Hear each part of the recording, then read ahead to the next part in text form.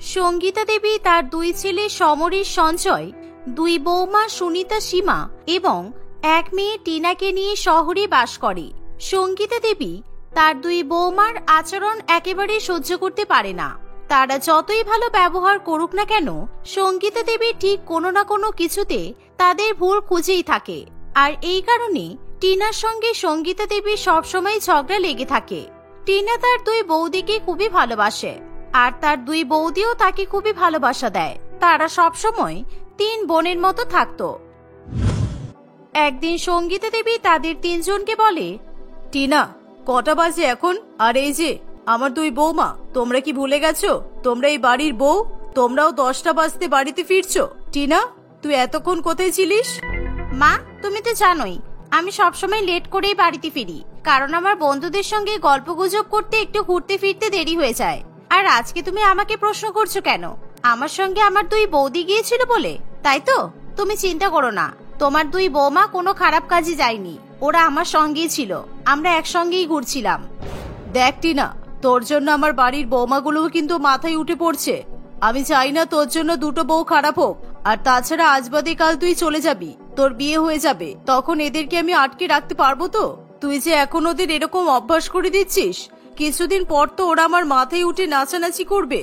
মা, তুমি বাড়ির বৌমা এনেছো ঠিকই, কিন্তু তুমি বাড়ির বৌমা দুটোকে নিজের মেয়ের মতো ভাবছো না। শুধু নামেই বলছো যে আমার তিন মেয়ে। মুখে বলা আর কাজে করে দেখানো অনেক কঠিন ব্যাপার।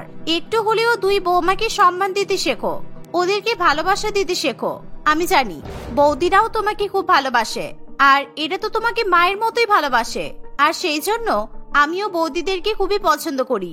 তুই ভুল ভাবছিস, তোর দুই বৌদি আমাকে একদমই ভালোবাসে না, আর তাই জন্যই আমি এদেরকে ভালোবাসি না। আমার একটাই মেয়ে, আর সেটা হলি তুই। এই বলে সঙ্গীতা দেবী রাগ দেখিয়ে সেখান থেকে চলে যায়। সঙ্গীতা দেবী সেদিন তার দুই বৌমা এবং মেয়ের উপর প্রচন্ড রেগে থাকে। বৌদি, তোমরা রাগ করো না প্লিজ। তোমরা তো জানো মা কেমন। মা আমার সঙ্গে সবসময় এরকমই করে। আমি তোমাদেরকে ভালোবাসি বলে মা আমার সঙ্গে এরকম করে। দেখো বৌদি, এই কারণে যেন মায়ের উপর তোমরা রেগে যেও না। দেখবে একদিন না একদিন তোমরাও ঠিক ভালোবাসা পাবে। হ্যাঁ টিনা, তুমি ঠিকই বলেছ। আমরা যেদিন মায়ের ভালোবাসা পাবো সেদিন অনেক খুশি হব, কিন্তু হয়তো মা এখন আমাদের ভালোবাসাটা বুঝতে পারছে না, তাই আমাদেরও ভালোবাসে না। আচ্ছা টিনা, অনেক রাত হলো, এবার চলো, আমরা তো খেয়ে এসেছি, তুমি তোমার ঘরে গিয়ে ঘুমিয়ে পড়ো, আমরাও ঘুমাতে যাচ্ছি। এই বলে তারা তিনজনে নিজের নিজের রুমে চলে যায়। দেখতে দেখতে কিছুদিন কাটে। একদিন সঙ্গীতা দেবী টিনাকে বলে, টিনা দেখ না, তোর দাদারা তো অফিসে আছে, এখন বাজারে যাওয়ার মতো কেউ নেই। তুই কি একবার যাবি, বাজার থেকে কিছু সবজি কিনে এনে দিবি? ঠিক আছে মা, আমি যেতে পারি, কিন্তু আমার একটা শর্ত আছে। আমার সঙ্গে আমার দুই বৌদিও যাবে, কারণ তুমি তো জানো আমি আমার বৌদিদেরকে ছাড়া কোথাও যাই না। তোর কি মাথা খারাপ হয়ে গেছে? বাড়ির বউদেরকে আমি এখন বাজার করতে পাঠাবো? এটা যদি পাড়া প্রতিবেশীরা দেখে তাহলে সবাই তো আমাকে খারাপ ভাববে। ঠিক আছে, তাহলে তুমি দাদাদের জন্য অপেক্ষা করতে থাকো। দাদারা সেই রাত্রিবেলা আসবে, তখনই না হয় ওদেরকে বাজারে পাঠাবে, কেমন? সত্যি এই মেয়েটাকে নিয়ে আমি আর পারি না। তুই কি শ্বশুর বাড়িতে গেলেও তোর দুই বৌদিকে সঙ্গে নিয়ে যাবি? প্রয়োজন পড়লে তাই নিয়ে যাব, আর তা না হলে আমি এখানে বৌদিদের সঙ্গে বারবার দেখা করতে চলে আসব। বৌদিদের সঙ্গে দেখা না করলে আমি তো থাকতেই পারবো না। আর তাছাড়া ওরা দুজনে তো আমার বান্ধবী হয়ে গেছে, ওদের সঙ্গে কথা না বললে আমার দিনও কাটতে চায় না। আচ্ছা ঠিক আছে, তুই যা পারিস কর। এই নে ধর বাজারের ব্যাগ, আর আমাকে বাজার করে নিয়ে এসে দে। এই বলে সঙ্গীতা দেবী টিনার হাতে ব্যাগ ধরিয়ে দেয় এবং সেখান থেকে চলে যায়। টিনা তার দুই বৌদিকে সঙ্গে নিয়ে বাজারে চলে যায়। তারা ননদ বৌদি তিনজনে মিলে হাসি মজা করতে করতে বাজার করে। তারা বাড়িতে ফেরার সময়ও মজা করতে করতে আইসক্রিম খেতে খেতে বাড়িতে আসে। এভাবেই কিছুদিন কাটে। একদিন সমরেশ তার মাকে বলে, মা, আমার মনে হয় এইবার সুনিতাকে 2 দিন ওর মায়ের বাড়িতে ঘুরতে পাঠানো দরকার, কারণ অনেকদিন তোই হলো ও এখানে এসেছে, আর ওর মায়ের বাড়িতে তো একদিনও যায়নি। তাই আমি ভাবছি যে ওকে 2 দিনের জন্য মায়ের বাড়িতে রেখে আসবো। হ্যাঁ সেটাই কর, না হলে আস্তে আস্তে তোর বোন আরো পাগল হয়ে যাবে। এদের তুই বৌমার চক্করে পড়ে তোর বোনটা একেবারে অর্ধেক পাগল হয়েই গেছে। তুই যদি তোর বউকে রেখে আসিস তাহলে হয়তো তোর বোনটা আবার ভালো মানসিকতা ফিরে পাবে। মা, তুমি কাকে কি বলছো? আমি আবার কবে পাগল হলাম? তুমি কি বলছো ভেবেচিন্তে বলছো? তুমি কি ভেবেছিলে আমি এখানে নেই? আর দাদা কি যা ইচ্ছা তাই বলে দেবে? আমি সবকিছুই শুনেছি। শুনেছিস তো ভালোই হয়েছে, সবকিছু শোনাটাই তো দরকার। দেখ বড় খোকা, ওই তো ছোট খোকাও এসে গেছে। তোরা দুজনেই শোন, তোদের বোনটা পুরোপুরি পাগল হয়ে গেছে। একে একটা ভালো ডাক্তারের কাছে নিয়ে যা তোরা। কেন মা, তুমি টিনাকে এরকম ভাবে কেন বলছো? ওর দুই বৌদি যদি শুনতে পাই তাহলে তো ওরা অনেক কষ্ট পাবে, আর তাছাড়া ওরা তোমার সঙ্গে ঝগড়াও করতে পারে। সঞ্জয়ের কথা শেষ হতে না হতেই সেখানে সুনিতা এবং সীমা চলে আসে। মা, আপনি কি ভেবেছিলেন আমরা নিজেদের ঘরে আছি আর আপনি নিচে আছেন বলে আমরা আপনার কোনো কথা শুনতে পাবো না? আমরাও কিন্তু আপনার সব কথাই শুনতে পেয়েছি। দেখুন মা, টিনাকে আমরা অনেক ভালোবাসি, আর টিনার নামে যদি কেউ কিছু বলে তাহলে আমরা তাকে ছেড়ে কথা বলি না।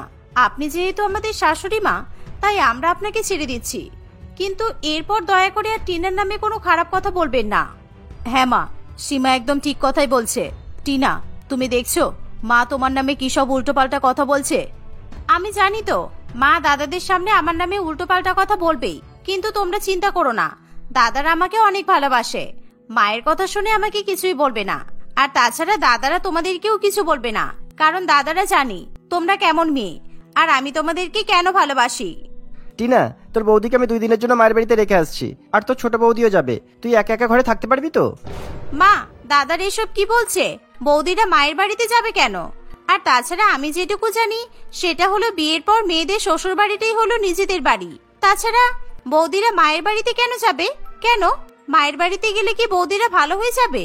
এখানে থাকলে বৌদিরা ভালো হবে না? না রে টিনা, সে কথা নয়। আসলে তোর বৌদির তো অনেকদিন হলো যাওয়া হয়নি, তাই আমি ভাবছিলাম একটু 2 দিনের জন্য রেখে আসবো। দেখো দাদা, বৌদিরা যেখানেই যেতে চায় না কেন তুমি আমাকে বলে দিও, আমি বৌদিদেরকে সব জায়গা থেকে ঘুরিয়ে নিয়ে আসবো।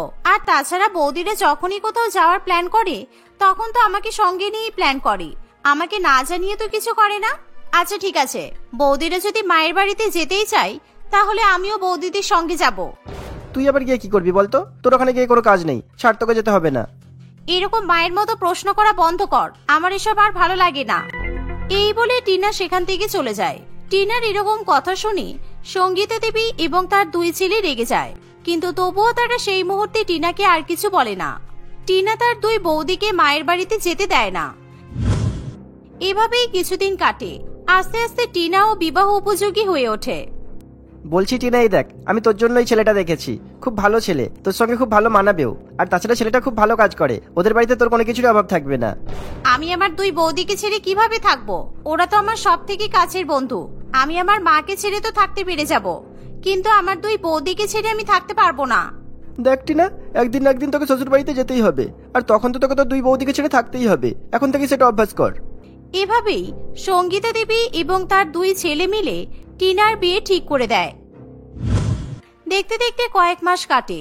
টিনার সঙ্গে সৌম্যদীপ নামে এক ছেলের বিয়ে হয়। টিনা বিয়ের দিন খুবই কান্নাকাটি করতে থাকে। সে বাড়ি থেকে বিদায় নেওয়ার সময় তার 2 বৌদিকে জড়িয়ে ধরে কান্নাকাটি করতে থাকে। টিনা, কেঁদো না তুমি, আমরা তো কালকে যাচ্ছি তোমার বাড়িতে, তোমাকে সাথে করে নিয়ে চলে আসবো।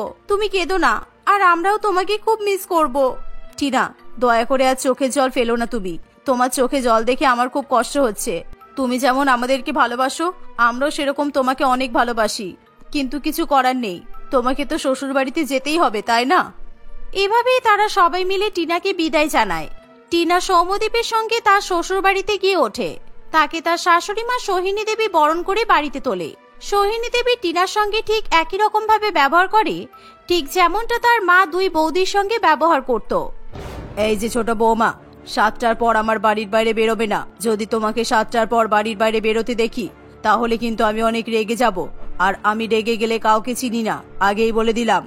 ঠিক আছে মা, আমি যেখানেই থাকি না কেন 7টার আগে আমি বাড়িতে চলে আসব। বাবারে বাবা, এই যে দেখছি আমার মায়ের থেকেও অনেক ভয়ঙ্কর। এই জন্যই আমি মাকে বারবার বলতাম পরের বাড়ির মেয়েদের সঙ্গে ভালোভাবে ব্যবহার করো, কিন্তু মা তো আমার কোনো কথাই শুনতো না। এখন আবার আমিও মায়ের মতো শাশুড়ি পেয়েছি। এসব ভাবতে ভাবতে টিনা তার ঘরে চলে যায়। কিন্তু আস্তে আস্তে যতই দিন যেতে থাকে ততই টিনার শাশুড়ি মা তার উপর অত্যাচার করতে থাকে। একদিন টিনা কাঁদতে কাঁদতে নিজের বাপের বাড়িতে ফিরে আসে। কিরে, তোর চোখে জল কেন? তোর স্বামী কি কিছু বলেছে নাকি শাশুড়ি মা কিছু বলেছে? মা, তুমি ঠিক যেভাবে আমার 2 বৌদিকে কষ্ট দাও তেমন ভাবে আমার শাশুড়ি মাও আমাকে কষ্ট দেয়। মা, তুমি যেদিন তোমার দুই বৌমাকে ভালোবাসা দেবে সেদিন থেকে আমিও ওই বাড়িতে ভালোবাসা পাবো। দেখেছো তো উপরওয়ালা চাইলে কি নাই কি করতে পারে। ঠিকই তো, আজ আমার মেয়ের সঙ্গে যা হচ্ছে সেটার জন্য সম্পূর্ণ আমি দায়ী। কারণ আমি আমার দুই বৌমাকে এতটাই কড়া শাসনের মধ্যে রাখি, ওরা কখনো নিজেদের ইচ্ছা মতো কিছু করতে পারে না। কিন্তু আজকে আমি দেখছি শেষ পর্যন্ত আমার মেয়েই তো এরকম বিপদে পড়ে গেল। না না বৌমা, তোমরা দুজনে আমাকে ক্ষমা করে দাও। আমি তোমাদের কাছে হাত জোড় করে ক্ষমা চাইছি। সত্যি আমি অনেক বড় ভুল করে ফেলেছি। আমি তোমাদেরকে নিজের মেয়ের মতো দেখিনি। আমি যদি তোমাদেরকেও নিজের মেয়ের মতো দেখতাম তাহলে হয়তো আজকে আমার মেয়েটাকে এই দিনটা দেখতে হতো না। উপরবেলা আমার পাপের শাস্তি আমার মেয়েটাকে দিচ্ছে। মা, এবার তুমি আমার শ্বশুর বাড়িতে চলো। ওদেরকে গিয়ে একটু বুঝিয়ে দাও যাতে ওরা আমার সঙ্গে আর এরকম ব্যবহার না করে। টিনার কথা শুনে তার মা টিনাকে সঙ্গে নিয়ে টিনার শ্বশুর বাড়িতে চলে যায়। সঙ্গীতা দেবী টিনার শাশুড়ি মাকে এবং টিনার স্বামীকে অনেক করে অনুরোধ করে এবং ভালো মতো বুঝিয়ে আসে। তারপর থেকে টিনাকে শ্বশুর বাড়িতে কোনো রকম অপমান সহ্য করতে হয় না বা তার উপরে কেউ অত্যাচারও করে না। এভাবেই তারা সকলে হাসি খুশি বসবাস করতে থাকে।